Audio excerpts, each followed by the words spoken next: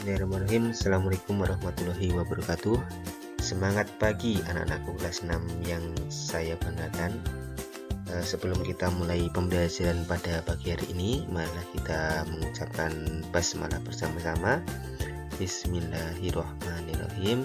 Semoga dengan membaca basmalah dapat memperlancar kegiatan pembelajaran kita pada pagi hari ini. Pada kesempatan kali ini kita akan mempelajari tema 1, subtema 3, pembelajaran 1. Nah, dalam tema 1, subtema 3, pembelajaran 1 ini ada 3 muatan pelajaran yang kita pelajari.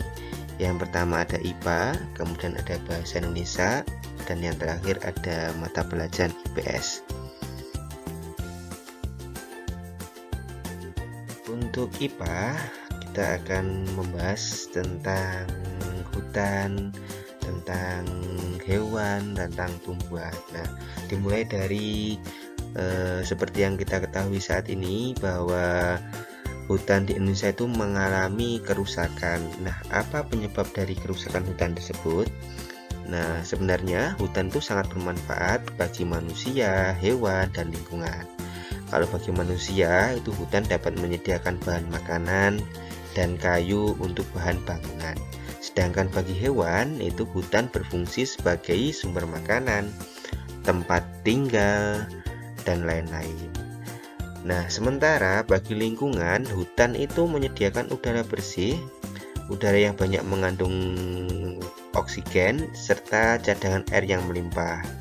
Nah, sayangnya hutan sekarang itu sudah beralih fungsi dan pembukaan lahan yang tidak terkendali.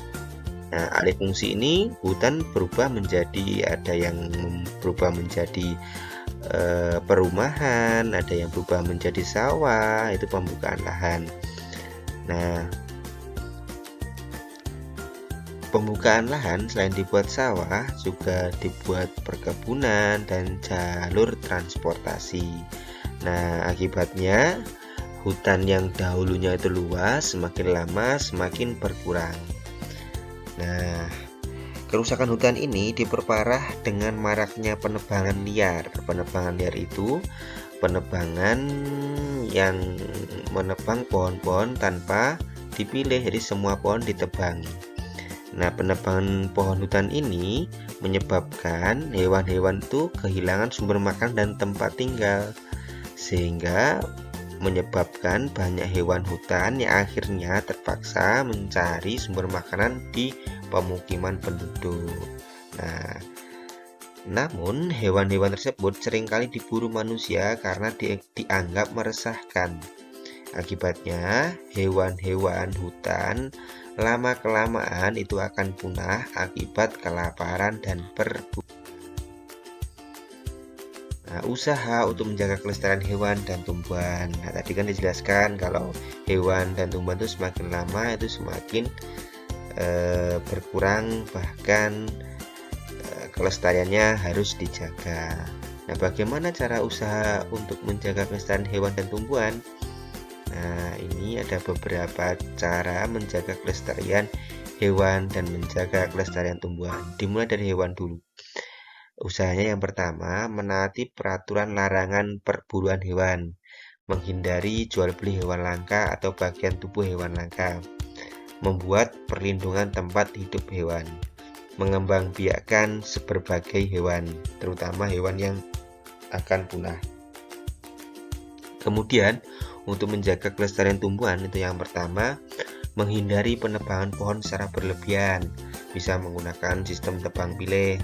Tebang pilih ini menebang pohon yang sudah tua, kemudian mengganti dengan pohon yang baru. Kemudian usaha menjaga kelestarian tumbuhan selanjutnya adalah menanami kembali hutan yang telah gundul, kemudian mengembangbiakkan berbagai tumbuhan. Nah, sekarang upaya pelestarian hewan dan tumbuhan itu antara lain ada pelestarian in situ. Nah, pelestarian in situ itu apa? Pelestarian in situ adalah pelestarian itu yang dilakukan pada tempat asli hewan atau tumbuhan tersebut berada. Nah, contohnya itu Suaka Margasatwa, hutan lindung, dan taman nasional. Suaka Marga Satwa itu kawasan untuk melindungi hewan. Nah, sedangkan tumbuhan itu namanya hutan lindung. Nah, sedangkan yang melindungi hewan dan tumbuhan itu namanya taman nasional. Jadi Suaka Marga Satwa itu untuk melindungi hewan, hutan lindung itu untuk melindungi tumbuhan, taman nasional itu melindungi hewan dan tumbuhan. Selain pelestarian in situ, juga ada pelestarian ex situ. Nah, pelestarian ex situ itu adalah pelestarian yang dilakukan di luar tempat tinggal aslinya. Nah, ini dilakukan karena hewan dan tumbuhan kehilangan tempat tinggal aslinya. Nah, pelestarian ex situ itu dilakukan sebagai upaya ada rehabilitasi, penangkaran, dan pembiakan hewan maupun tumbuhan langka. Contohnya itu Taman Safari Indonesia di Jawa Barat, Kebun Raya Bogor di Jawa Barat, Kebun Binatang Surabaya di Jawa Timur, Kebun Binatang Ragunan di Jakarta, dan masih banyak lagi. Nah, kenapa kita harus melestarikan hewan dan tumbuhan? Ternyata hewan dan tumbuhan itu sangat penting bagi kita. Apa saja pentingnya? Yang pertama itu ada sebagai sumber makanan. Jadi sumber makanan manusia itu berasal dari hewan dan tumbuhan. Nah, kalau hewan itu bagian tubuh yang dimanfaatkan sebagai sumber makanan antara lain adalah daging dan telur. Sedangkan bagian tumbuhan yang dimanfaatkan sebagai sumber makanan itu adalah ada umbi, ada batang, ada tunas, daun, bunga, buah, dan biji. Hampir semua bagian tumbuhan itu dimanfaatkan sebagai sumber makanan manusia. Yang kedua itu adalah sebagai kekayaan keanekaragaman makhluk hidup. Nah, Indonesia itu terkenal memiliki hewan dan tumbuhan yang beraneka ragam. Setiap daerah itu memiliki hewan dan tumbuhan yang menjadi ciri khas daerah. Jika salah satu hewan dan tumbuhan itu mati, kita akan kehilangan kekayaan keanekaragaman makhluk hidup. Pentingnya melestarikan hewan yang ketiga adalah mempertahankan keseimbangan oksigen dan karbon dioksida. Nah, tumbuhan itu kan menghasilkan oksigen dengan cara memanfaatkan karbon dioksida untuk fotosintesis. Nah, oksigen ini digunakan oleh makhluk hidup untuk bernapas. Nah, sedangkan makhluk hidup pada saat bernapas mengeluarkan karbon dioksida. Demikian seterusnya hingga terjadi keseimbangan antara jumlah karbon dioksida dan oksigen di alam. Coba bayangkan kalau semua tumbuhan ditebangi, siapa yang akan menghasilkan oksigen? Nah, tidak ada kan? Akhirnya kita kesulitan mendapatkan oksigen sehingga kita terancam. Hidup kita terancam karena tidak ada oksigen atau oksigen yang mulai menipis karena banyaknya penebangan hutan. Kemudian, upaya pentingnya melestarikan itu agar hewan dan tumbuhan tersebut tidak punah, menjaga keseimbangan ekosistem antara produsen dan konsumen, dapat memanfaatkan sebagai sumber belajar untuk mengembangkan ilmu pengetahuan. Nah, sekarang pada pelajaran bahasa Indonesia itu akan membahas tentang membuat simpulan. Nah, seperti kita pelajari sebelumnya, simpulan itu adalah pernyataan yang merupakan hasil akhir dari suatu pembahasan masalah dalam paragraf. Nah, simpulan ini dibuat berdasarkan gagasan pokok dan informasi penting. Gagasan pokok itu padha karo ide pokok. Nah, cara menentukan kesimpulan pada teks tertulis itu caranya. Kalau untuk teks tertulis itu caranya membaca teks secara keseluruhan, menemukan informasi penting yang terdapat pada teks, kemudian menghubungkan gagasan dan informasi yang diperoleh menjadi suatu pernyataan atau simpul. Nah, sekarang mata pelajaran IPS itu membahas tentang kondisi politik negara-negara ASEAN. Nah, setiap negara di kawasan ASEAN atau Asia Tenggara itu memiliki kehidupan politik. Nah, politik yang dimaksud ini adalah mencangkup bentuk pemerintahan dan sejarah berdirinya negara tersebut. Nah, kita akan membahas tentang bentuk pemerintahan mulai dari Indonesia terlebih dahulu. Indonesia itu ibu kotanya adalah DKI Jakarta. Kepala negara dan kepala pemerintahannya itu sama, yaitu presiden. Nah, hari kemerdekaannya itu adalah 17 Agustus 1945. Sebentar lagi kita akan merayakan hari kemerdekaan Indonesia, yaitu pada tanggal 17 Agustus. Nah, kemerdekaan ini diperoleh dengan cara perjuangan, mulai dari melawan penjajah, melawan Jepang, kemudian akhirnya Indonesia merdeka pada tanggal 17 Agustus 1945. Bahasa yang digunakan di Indonesia atau bahasa resminya itu adalah Indonesia. Lagu kebangsaannya adalah Indonesia Raya, sedangkan mata uangnya itu adalah rupiah. Nah, lambang Indonesia itu adalah burung Garuda. Dasar negaranya adalah Pancasila, di mana Pancasila atau setiap sila Pancasila itu memiliki nilai-nilai yang diamalkan dalam kehidupan sehari-hari. Indonesia juga mempunyai semboyan, yaitu semboyan Bhinneka Tunggal Ika. Artinya berbeda-beda tetapi tetap satu jua. Kemudian Malaysia ini ibu kotanya adalah Kuala Lumpur. Kepala negaranya adalah Yang di-Pertuan Agong. Kepala pemerintahan adalah Perdana Menteri. Hari kemerdekaannya itu adalah 31 Agustus 1957, yaitu hasil pemberian dari Inggris. Bahasa yang digunakan adalah Melayu, lagu kebangsaan adalah Negaraku, sedangkan mata uangnya itu adalah ringgit. Malaysia ini negaranya merupakan negara kerajaan berbentuk federasi.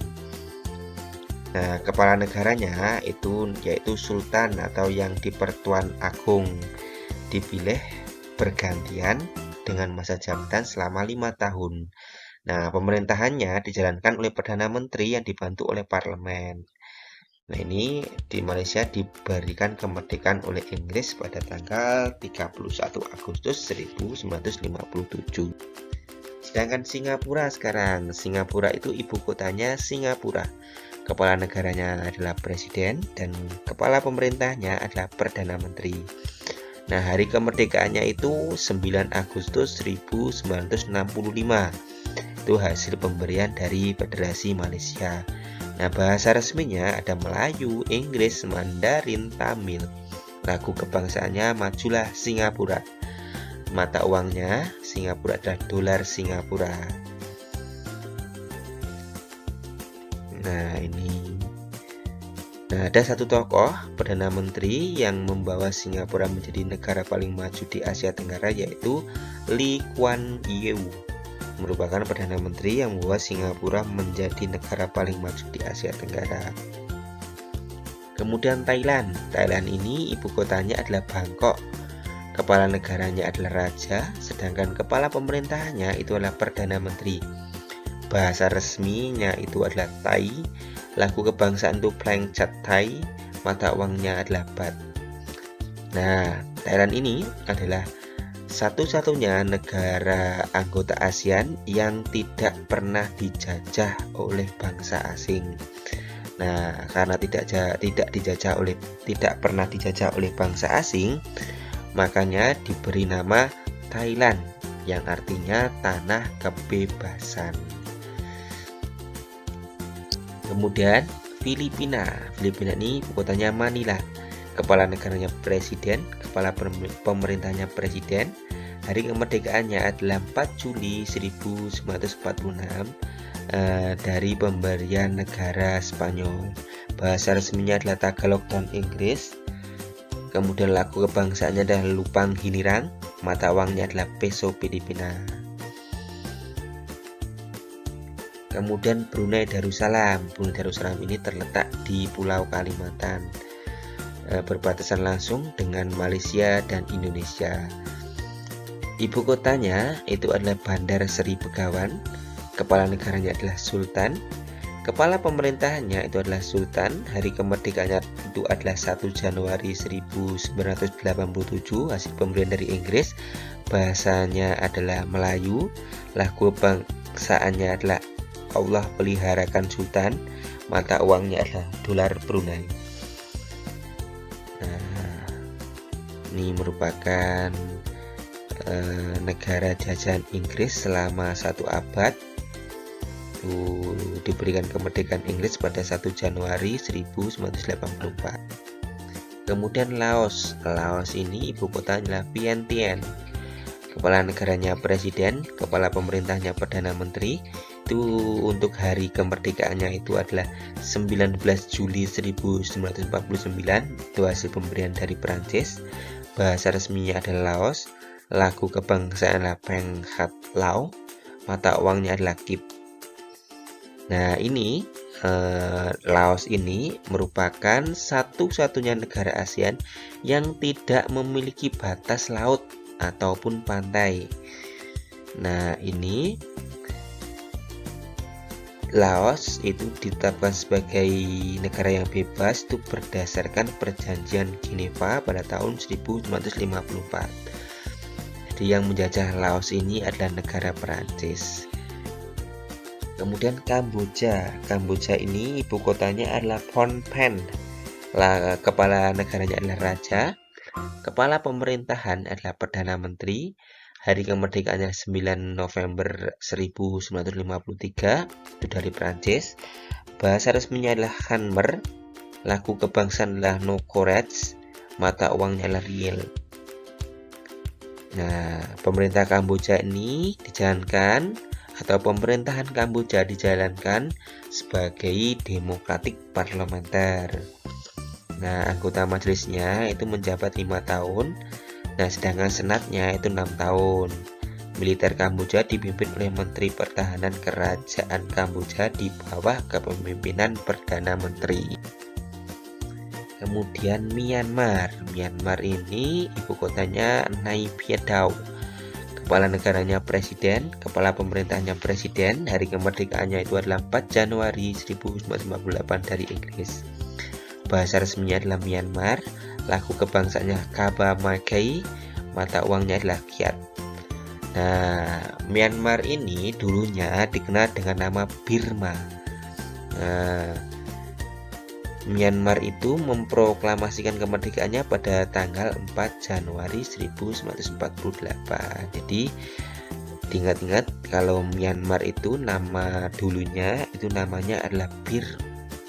Kemudian Vietnam. Vietnam ini ibu kotanya adalah Hanoi, kepala negaranya adalah presiden, kepala pemerintahan adalah perdana menteri, dan hari kemerdekaannya itu adalah 2 September 1945 dari Perancis. Bahasa resminya adalah Vietnam.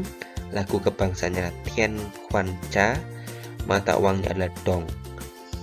Nah, negara Vietnam terbentuk republik dengan nama Republik Sosialis Vietnam. Presiden Vietnam merupakan kepala negara sekaligus kepala militer Vietnam. Nah, badan pembuat undang-undangnya yaitu Majelis Nasional Vietnam. Sekian, terima kasih untuk materi tematik. Untuk materi selanjutnya adalah matematika. Silahkan perhatikan, cermati dengan seksama video berikut ini atau video selanjutnya. Terima kasih.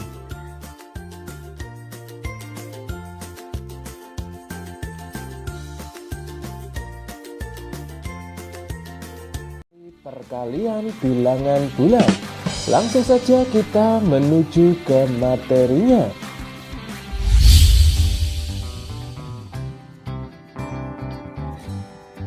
Kita ingat bahwa perkalian merupakan penjumlahan berulang dengan bilangan yang sama. Misalnya kalau ada kantong berisi 6 buah jeruk dan 2 diantaranya berwarna hijau. Kalau ada 3 kantong berisi jeruk pada kondisi yang sama, artinya ada berapa jeruk yang berwarna hijau? Cara penyelesaiannya yaitu jumlah jeruk yang berwarna hijau di setiap kantong dikalikan dengan jumlah kantongnya.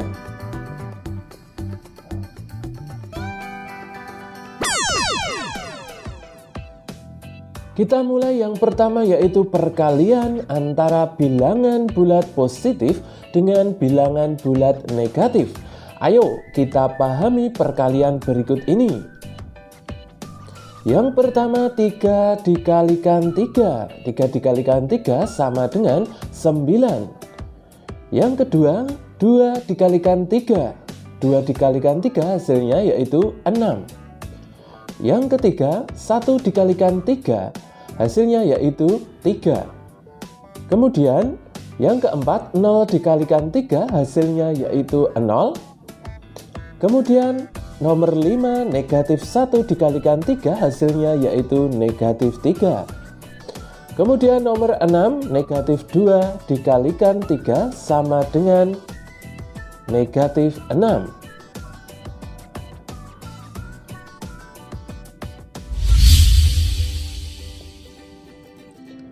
Yang kedua, perkalian dua bilangan bulat negatif. Ayo kita pahami perkalian berikut. Yang pertama, negatif 2 dikalikan 3 sama dengan negatif 6. Kemudian negatif 2 dikalikan 2, negatif 4. Negatif 2 dikalikan 1 sama dengan negatif 2. Kemudian negatif 2 dikalikan 0 sama dengan 0. Kemudian negatif 2 dikalikan negatif 1 hasilnya yaitu 2. Kemudian nomor 6 negatif 2 dikalikan negatif 2 hasilnya yaitu 4. Nomor 7 negatif 2 dikalikan negatif 3 hasilnya yaitu 6. Oke, anak-anak sudah memahami pola perkalian tersebut? Berdasarkan perkalian yang telah dijelaskan di slide sebelumnya, bilangan positif dikalikan bilangan positif hasilnya yaitu bilangan positif. Misalnya 2 dikalikan 3 hasilnya yaitu 6. 2 itu adalah bilangan positif, 3 juga bilangan positif, hasilnya 6 juga bilangan positif. Kemudian jika bilangan negatif dikalikan bilangan positif hasilnya yaitu negatif. Misalnya negatif 2 dikalikan 3 hasilnya negatif 6. Kemudian jika bilangan positif dikalikan bilangan negatif juga hasilnya negatif. Misalnya 2 dikalikan negatif 3 hasilnya yaitu negatif 6. Kemudian jika negatif dikalikan negatif hasilnya yaitu positif. Misalnya negatif 2 dikalikan negatif 3 hasilnya yaitu 6. Sekarang kita lanjutkan ke soal-soal latihan. Nomor 1, 5 dikalikan 3 bilangan positif dikalikan bilangan positif hasilnya bilangan positif. Hasilnya yaitu 15. Kemudian nomor 2 negatif 4 dikalikan 2 bilangan negatif dikalikan bilangan positif hasilnya yaitu negatif 8. Kemudian nomor 3 juga bilangan positif dikalikan bilangan negatif hasilnya juga nanti negatif, hasilnya yaitu negatif 20. Kemudian nomor 4 negatif 8 dikalikan 3 hasilnya yaitu negatif 24. Nomor 5 negatif dikalikan negatif hasilnya apa? Iya betul, hasilnya yaitu positif 12. Kemudian nomor 6 negatif dikalikan negatif lagi hasilnya positif 18. Kemudian nomor 7 negatif dikalikan positif hasilnya pasti negatif 40. Oke ya.